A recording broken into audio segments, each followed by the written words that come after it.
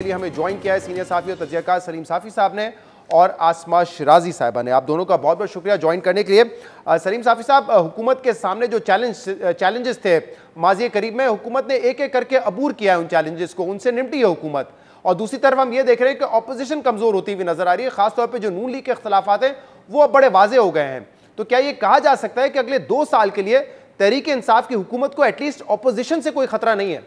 इस हद तक मैं आपकी राय से इत्तेफाक करता हूँ कि हुकूमत को ख़ुद अपने आप से तो ख़तरा हो सकता है, लेकिन ये जो अपोजिशन है उसकी तरफ से कोई ख़तरा इस हुकूमत को अगले 2 सालों में मुझे नज़र नहीं आ रहा। वजह उसकी एक तो ये है कि पीपल्स पार्टी तो पहले दूसरी पीटीआई बनने की कोशिश कर रही थी और पीडीएम से निकलने के बाद पीपल्स पार्टी सिंध की मुस्लिम लीग काब बन गई थी। और आज तो बलूचिस्तान में उनके साथ जो लोग शामिल करवाए गए तो उससे तो लगता है कि अब वो बलूचिस्तान की बाप पार्टी बन गई है। तो दूसरी तरफ जो मुस्लिम लीग नून है वो एक दिन ताबेदारी करती है और दूसरे दिन वो फिर लड़ाई पे उतर आती है, या एक महीना उसकी पॉलिसी वो गिरबान में हाथ डालने की होती है और दूसरे महीने उसकी पॉलिसी वो पाँव कदमों में पड़ने की होती है। या यूँ कह सकते हैं कि एक महीने के लिए या 2 महीने के लिए कुछ वक्त के लिए नवाज़ शरीफ साहब के बयानिए को चलने दिया जाता है और दूसरे महीने के लिए शहबाज शरीफ साहब के बयानिए के चलने दिया जाता है। तो इसलिए वो ना अपोजिशन बन सकी और ना हुकूमत बन सकी। तो अपोजिशन का तो चूंकि ये अलमिया हैं जो दोनों बड़ी जमातों का, तो आप समझते हैं क्योंकि ऑपोजिशन पिट चुकी है, चैलेंजेस उनकी तरफ से नहीं है। आप समझते हैं कि ऑपोजिशन क्योंकि पिट चुकी है इसलिए हुकूमत सेफ जोन में है। आसमा साहब, आपका क्या व्यू है? क्योंकि कुछ हफ्तों पहले तक, कुछ महीनों पहले तक ये सवाल उठ रहे थे कि क्या हुकूमत अपनी मुद्दत पूरी करेगी या नहीं करेगी। क्या आपको लगता है ये सवाल अब भी रेलेवेंट है, या हुकूमत जो अपने चैलेंजेस से निपट चुकी है, या ऑपोजिशन का जो हाल है उसके बाद ये सवाल रेलेवेंट नहीं रहा? जी, बहुत बहुत शुक्रिया। जो सियासी हिकमत अमली के तौर पे अगर हम देखें, शहजाद जो कि पाकिस्तान तहरीक इंसाफ ने अडॉप्ट की है, कहीं पे धौंस है, कहीं पे ज़बरदस्ती है, कहीं पे मुख्तलिफ जो हमने देखा आज़ाद कश्मीर के इंतखाबात में भी जो इल्ज़ामात सामने आए हैं, लालच है।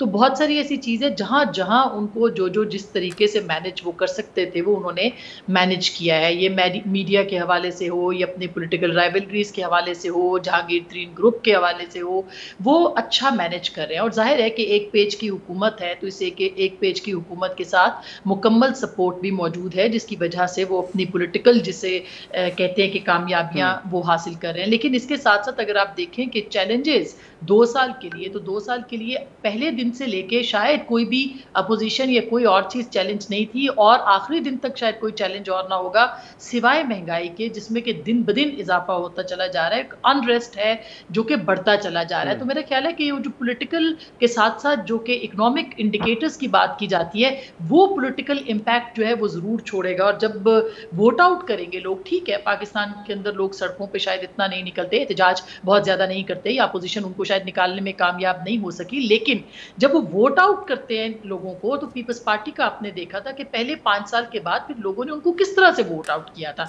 अलबत्ता अब उसको मैनेज करने के लिए अगर इंतखाबात को मैनेज करने की कोई कोशिश हो जाती है तो एक अलग बात होगी। जहां तक अपोजिशन की बात है तो बिल्कुल अपोजिशन जो है वो कॉम्प्रोमाइज्ड है और बिल्कुल वो अपनी जो पॉलिटिकल स्ट्रेंथ है उसके ऊपर नहीं है। पीएमएलएन के अपने बहुत मसाइल हैं जो कि बढ़ते चले जा रहे हैं और पीएमएलएन के इन्हीं मसाइल की वजह से अपोजिशन बहुत कमजोर भी हुई है। तरीन ग्रुप के हवाले से बात की, अब जब हुकूमत का एतमाद बहाल हो रहा है तो ऐसा लगता है कि हुकूमत ने फैसला कर लिया है कि तरीन ग्रुप में भी जो मुखालफिन थे उनसे अब निपटना है। आपने देखा कि पहले नज़ीर चौहान साहब ने फ्लोर क्रॉस करके दोबारा वो हुकूमत की सफ़ों में आके खड़े हो गए, ओन चौधरी ने इस्तीफा दे दिया। तो आपको भी यही नजर आ रहा है कि हुकूमत ने अब सोचा है कि क्योंकि हम मजबूत हैं, हमारा एतमाद दोबारा बहाल हो गया है, तो जो हमारे मुखालिफ गए थे उनको भी अब सबक सिखाना है?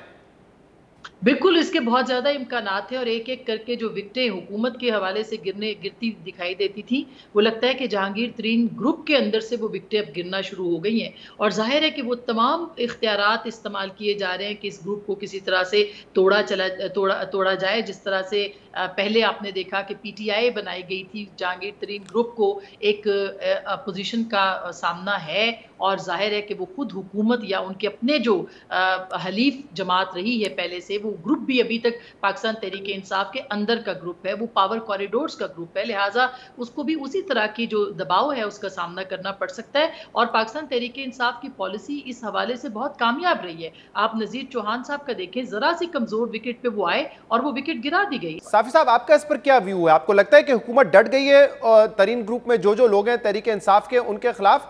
और क्या ये लोग प्रेशर आपको लगता है बर्दाश्त कर सकेंगे? क्योंकि अनकरीब इलेक्शन होंगे, यानी कि 1.5-2 साल बाद जब भी होते हैं, तो क्या ये लोग अफोर्ड कर सकते हैं कि तरीन ग्रुप में ही ये रहें, या आपको लगता है कि इनको तहरीक इंसाफ के टिकट की जरूरत होगी? खान साहब का ये बड़ा पुराना तरीका है कि फिर जो ही मौका मिलता है तो वो वार करते हैं, और मेरे ख्याल में अब वो जहांगीर तरीन साहब पे और भी पूरी कुव्वत के साथ वार करेंगे। लेकिन जहांगीर तरीन साहब को अभी तक भी जो थोड़ा बहुत बचा के रखा है, वो उन्हें कौम के वसीतर मफाद में कुछ हलकों की तरफ से बचाया रखा गया है, और अगर मुझे लगता है कि आगे भी कुछ न कुछ उनको वहाँ से प्रोटेक्शन मिलती रहेगी। सही है। अब जरा ऑपोजिशन पे बात करते हो, बिलखुसूस नून लीग की सियासत पर। सलीम साफी साहब, एक अरसे से हमें पता था 2 बयानिए हैं, और खुद नून लीग के रहनुमा आके कहते थे कि देखिए इख्तलाफ जरूर है लेकिन हम मुखालफत नहीं करते। लेकिन अब तो हम ये देख रहे हैं कि जो सदर हैं शहबाज शरीफ साहब, वो नवाज शरीफ जो कि पार्टी के कायद हैं, उनकी पॉलिसी से मुखालफत करते नजर आते हैं और बाकायदा टीवी पे नजर आते हैं। इसी तरीके से senior vice president Shahid Khaqan Abbasi साहब अपने सदर यानी कि शहबाज शरीफ की पॉलिसी से इख्तलाफ करते नजर आते हैं। नायब सदर हैं राना तनवीर, वो पब्लिकली आकर कहते हैं कि शाहिद खाकान अब्बासी साहब को ये बातें नहीं करनी चाहिए। तो ये अब जो इख्तलाफ था, अब तो वो वाज़े मुखालफत में बदल गया है और पब्लिकली हो रहा है। इसकी वजह क्या है? जो ऊपर हम देख रहे हैं कि इख्तलाफ है, वो अब नीचे तक आता जा रहा है, और कितना नुकसानदेह होगा नून लीग के लिए? एक तो ये दोनों लीडर ऐसे हैं, इमरान खान साहब भी ऐसे हैं और नवाज शरीफ साहब, इन दोनों की पुरानी आदत है कि ये पार्टी के अंदर लोगों की जब लड़ाई होती है तो ये उसको ख़त्म करने की बजाय उसको इंजॉय करते हैं और उससे हज़ उठाते हैं। मसलन जब नून लीग के अंदर चौधरी निसार और ख्वाजा आसिफ वगैरह का था, तो मियाँ साहब उसको एक दिन में ख़त्म कर सकते थे, लेकिन वो उसको इसी तरह इंजॉय करते रहे, और उसमें उनको दोनों फरीक, एक फरीक आके दूसरे का बताता, दूसरे को बताता। दूसरा, ये जो शहबाज शरीफ साहब की मुफाहिमत का और अपना मुज़ाहिमत वाला बयानिया है, ये भी सब कुछ नवाज शरीफ साहब की मर्ज़ी से होता रहा है। क्योंकि अगर नवाज शरीफ साहब दिल से इस बयानिए के मुखालिफ होते तो ज़ाहिर है कि वो फिर शहबाज शरीफ साहब को सदर ना बनाते, फिर वो हमज़ा शहबाज साहब को लीडर ऑफ द अपोजिशन ना बनाते, फिर वो शायद खाकान जैसे किसी बंदे को सामने लाते। लेकिन ये नवाज शरीफ साहब इन दोनों बयानियों को साथ साथ चलाना चाहते हैं, इसलिए वो सदर हैं। फिर आपने देखा होगा कि कभी वो शहबाज शरीफ साहब को आगे कर लेते हैं और वो खुद भी खामोश हो जाते हैं और मरियम साहबा को भी खामोश कर लेते हैं। फिर जब ज़रूरत पड़ती है तो वो खुद एक्टिव हो जाते हैं, शहबाज शरीफ साहब को पस मंज़र में ले जाते हैं और मरियम साहबा भी एक्टिव हो जाती हैं। तो ये 2 कश्तियों पे सवारी मेरे ख्याल में नवाज शरीफ साहब की अपनी पॉलिसी रही है। खुद लगता है कि शहबाज शरीफ साहब का भी पैमाना सब्र लबरेज हो चुका है, लेकिन इस कन्फ्यूजन को अब उन्हें ख़त्म करना होगा। अस्मा साहबा, आपको लगता है कि नवाज शरीफ साहब इसलिए इंटरवीन नहीं कर रहे हैं क्योंकि वो ये सब कुछ एंजॉय कर रहे हैं, जैसे कि साफी साहब ने फरमाया इस वक्त? मेरा ख्याल है कि वो बिल्कुल उनको बहुत पहले इंटरवीन करना चाहिए था। मैं ये नहीं कहती कि वो एंजॉय कर रहे हैं, मगर शायद अब वो एंजॉय करते थे, मैं उसकी बात कर रहा हूँ। अच्छा, तो चौधरी निसार और ख्वाजा आसिफ वाली बात ठीक है, हाँ, उसको करते थे, मगर अब थोड़ी बेबसी है। उसकी वजह ये कि एक तरफ उनकी बेटी है और दूसरी तरफ जो है वो शहबाज शरीफ साहब है। आप एक बाप बन के सोचेंगे या आप एक भाई बन के सोचेंगे या आप पार्टी के एक कायद की सूरत फैसला करेंगे, ये एक मुश्किल मरहला है जो कि मियां नवाज शरीफ के ऊपर है। ये बात एक तय है कि जो पार्लिमानी पार्टी है, जो इलेक्टेबल्स हैं, उनकी अक्सरियत जो है वो शहबाज शरीफ की पॉलिसीज़ के साथ जो है वो मुत्तफिक है और उनका दम भरती है। जबकि दूसरी तरफ जो वोटर का या जो सपोर्टर का प्रेशर है वो मरियम नवाज की सूरत में पार्टी के अंदर मौजूद है।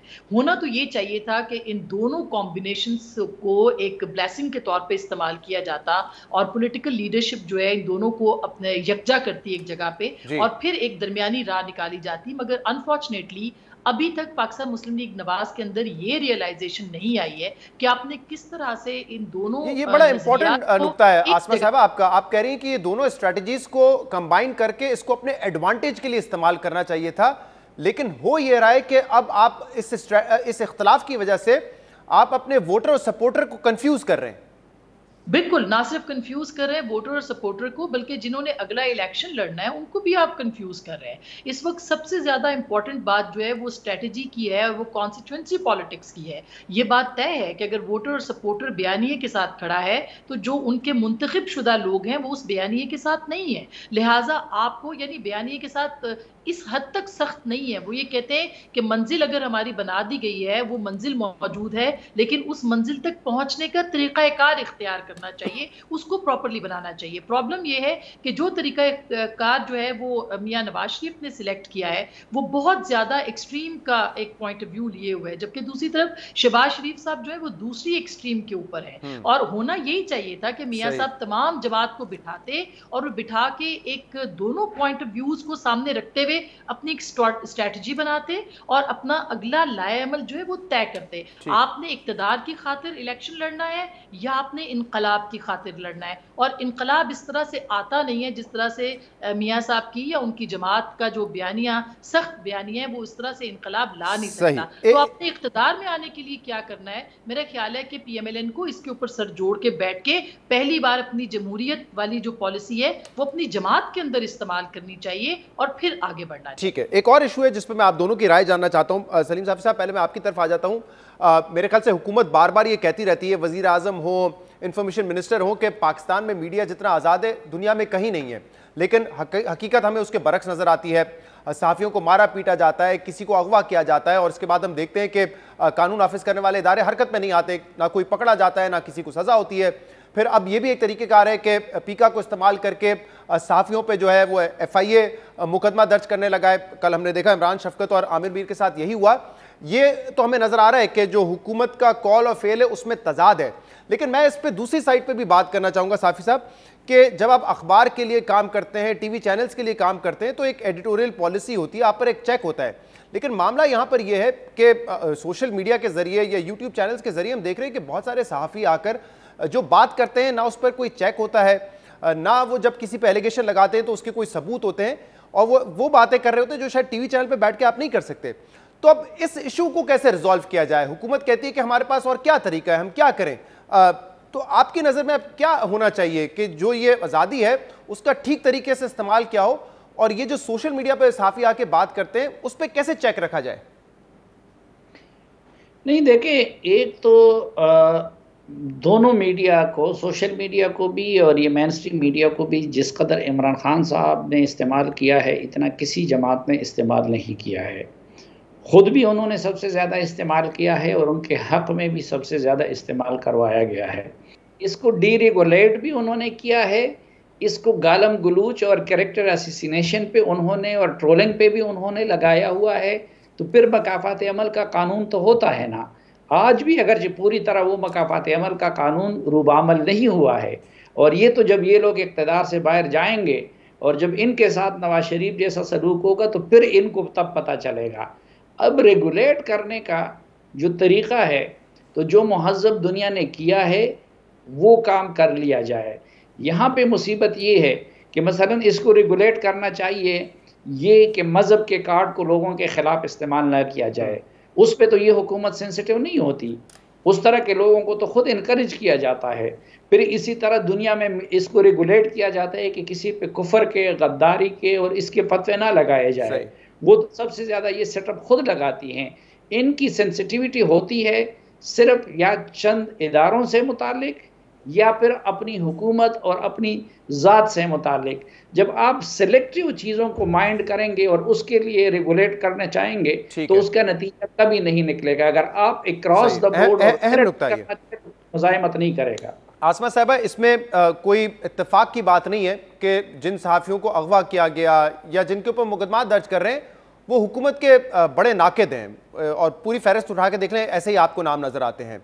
दूसरी तरफ जो मुखालफिन के खिलाफ बहुत सारे लोग बात कर रहे होते हैं इसी तरह सोशल मीडिया पे, उनके हवाले से कभी आप खबर नहीं सुनेंगे कि उनको तशद्दुद का निशाना बनाया किसी नामालूम अफराद ने, या उनको अगवा कर लिया गया, या उनके ऊपर कोई मुकदमा दर्ज हुआ। तो ये तो बड़ा हमें क्लियरली नजर आ रहा है कि वन साइडेड हो रहा है। लेकिन अगर हुकूमत ये कहती है कि हमने पीका का कानून अगर मौजूद है हम उसको इस्तेमाल क्यों ना करें, और वो ये कहते हैं कि अगर इस तरह की आज़ादी है जहां पे हमारे पास कोई लाइबल लॉज भी नहीं है, अदालतों में किसी के खिलाफ डेफेमेशन के केस साबित नहीं होते, तो हमारे पास क्या रास्ता रह जाता है? रास्ता जो भी चुन रहे हैं वो गलत है हरासा करने का, लेकिन फिर कैसे रेगुलेट करें इनको, इन लोगों को जो कि ये बातें कर रहे होते हैं विदाउट एनी एविडेंस और एलिगेशन लगा रहे होते हैं?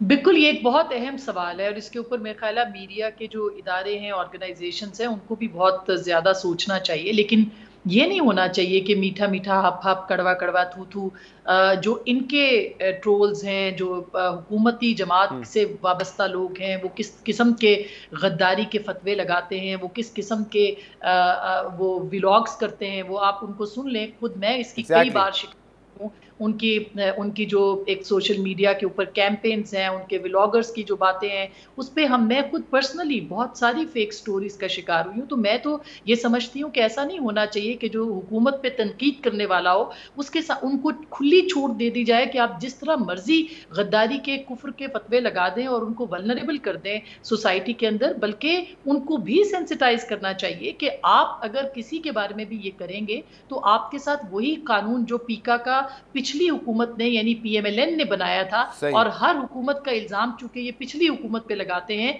लिहाजा इसका इल्जाम भी उस पे लगा के उसको खत्म करना चाहिए। सोशल मीडिया के ऊपर भी कोई रेगुलेट उसको करने की जरूरत नहीं है, उसको आप फैसला लोगों पे छोड़ दें और वो फिर लोग फैसला करते हैं कि कौन सी चीज गलत है और कौन सी चीज सही है, और उसके बाद आहिस्ता आहिस्ता तत्हीर का अमल होता है। बहुत बहुत शुक्रिया।